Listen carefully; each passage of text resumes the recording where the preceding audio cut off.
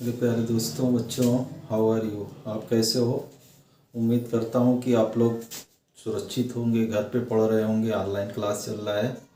आज हम क्लास 11 में चैप्टर नंबर 19 में एक टॉपिक है स्क्रीशन, उसके बारे में पढ़ेंगे। तो आप लोग तैयार हो जाइए। जो लोग मेरे चैनल पे नए हैं या जो फर्स्ट टाइम मेरे चैनल को देख रहे हैं, आप प्लीज़ इसको सब्सक्राइब करिए, मेरे चैनल को शेयर करिए और लाइक भी करिए। आपका एक लाइक जो होता है हमें एनर्जी देता है। तो तैयार हो जाइए। इससे पहले मैंने क्लास 12th के लिए प्रैक्टिकल का वीडियो अपलोड किया है, तो जो 12th से रिलेटेड स्टूडेंट हैं उस वीडियो को देखें, बहुत हेल्पफुल है आपके लिए। अब भाई क्लास 11th में जो आपका टॉपिक है वो स्क्रीशन। स्क्रीशन क्या होता है? What is the secretion? You know that in reference to human being or in reference to all organisms, ammonia, urea, uric acid, carbon dioxide, water and different ions, sodium, potassium, calcium, chloride, phosphate, sulfate. These ions or these substances are stored or accumulate in the body by the process of metabolism or by the process of ingestion of their much amount. These chemicals are accumulated in the body, and finally these are the harmful substances. If their potency is so much, so their removal is must. So the process by which all these substances, either the completely, either the partially remove or excrete from the animal body, that process is called excretion. Means in reference to Hindi, excretion एक ऐसी process होती है जिसमें ये सभी पदार्थ, जितने भी आपके सब्सटेंस दिए हुए हैं, ये हमारी बॉडी में एकमुलेट होते हैं। मेटाबॉलिक प्रोसेस से हो सकती है या इंजेक्शन के थ्रू हो सकता है। ज़्यादा हम इसको ले लेते हैं डाइट के फॉर्म में, तो ये हमारी बॉडी में एकमुलेट होते रहते हैं। अब इनको बॉडी से बाहर रिमूव करना है, नेचुरल प्रोसेस होती है। तो वो natural process by which these substances are removed from the body, this is called the excretion in reference to the excretory material. अब आप जानते हैं कि जो मेन excretory materials होता है, that is the ammonia, urea and uric acid, यही जो होते हैं मेन नाइट्रोजिनस वेस्ट होते हैं। उसके बाद कार्बन डाइऑक्साइड हो गया, वाटर हो गया, उसके बाद NS के Cl PO4 SO4, ये आपके क्या होते हैं? Main nitrogenous waste. ये मेन वेस्ट नहीं होते हैं। जो प्राइमरी वेस्ट होते हैं, जो नाइट्रोजिनस वेस्ट होते हैं, जो ज़्यादा अमाउंट में बनते हैं, वो कौन होते हैं? दीज अमोनिया, यूरिया और यूरिक एसिड। क्लियर? तो अब इन तीनों सब्सटेंस के रिमूवल के बेस पर जो एक्सक्रीशन होता है वो तीन तरह का होता है। On the basis of elimination of ammonia or the urea or the uric acid, excretion are of three type. Number one is ammonotelism.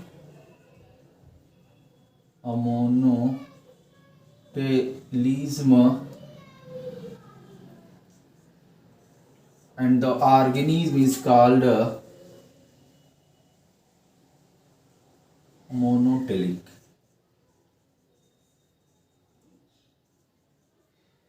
अब मोनोटेलिज्म क्या होता है? एक ऐसी एक्सक्रीशन की प्रोसेस जिसमें मेन वेस्ट प्रोडक्ट जो होता है वो आपका कौन होता है? अमोनिया होता है। Process of excreting ammonia is called ammonotelism, and those organisms in which this type of excretion are found, they are called ammonotelic organisms. अब आप जानते हैं कि अमोनिया क्या होता है, मोर टॉक्सिक होता है, वाटर में सॉल्युबल होता है।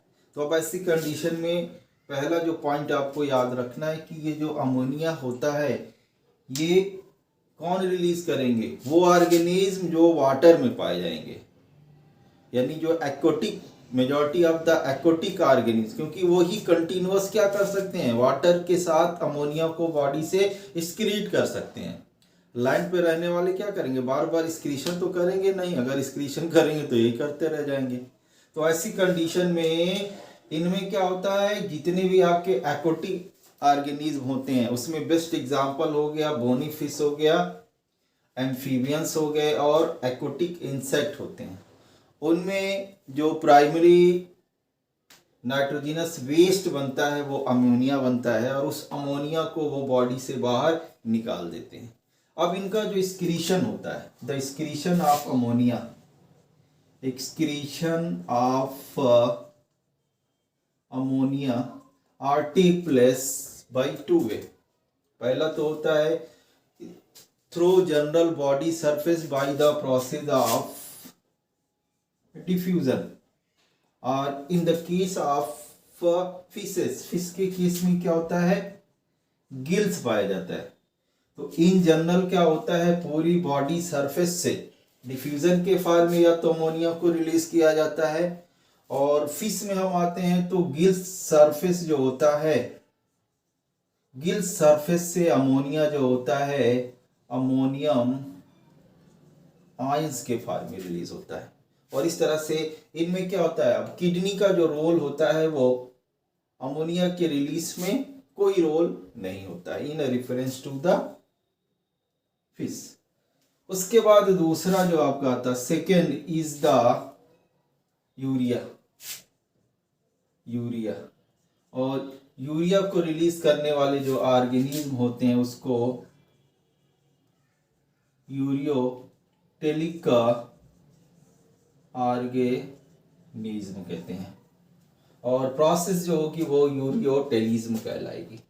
अब इन जनरल जो यूरिया होता है, अगर हम कंपैरिजन करें, ये आपका यूरिया हो गया और ये अमोनिया हो गया। अमोनिया क्या होता है, ये मोर टॉक्सिक होता है, और यूरिया क्या होता है, कंपैरिजन के पॉइंट ऑफ व्यू से लेस टॉक्सिक होता है। तो अब ऐसी कंडीशन में क्या होगा, जो ऑर्गेनिज्म लैंड पर रहते हैं, लैंड का मतलब सीधे सीधे हो गया मैमल्स, मैमल्स में जो एडाप्टेशन होता है वो कैसा होता है, ये लैंड पर रहते हैं।